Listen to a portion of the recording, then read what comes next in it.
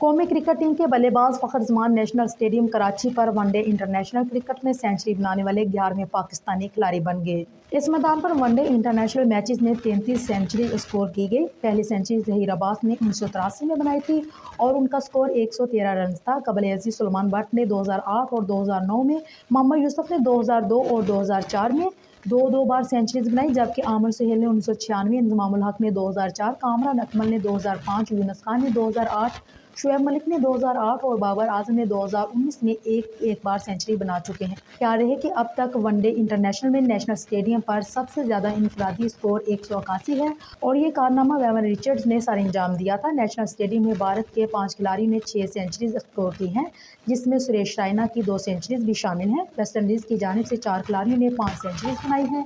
ویون Richards نے 2 مرتبہ century بنائی۔ اسی طرح سری لنکا کی جانب سے 4 کھلاڑیوں نے 6 سینچریز بنائی۔ جے سوریا اور کنور سنگاکارا نے 2 مرتبہ یہ کارنامہ سر انجام دیا۔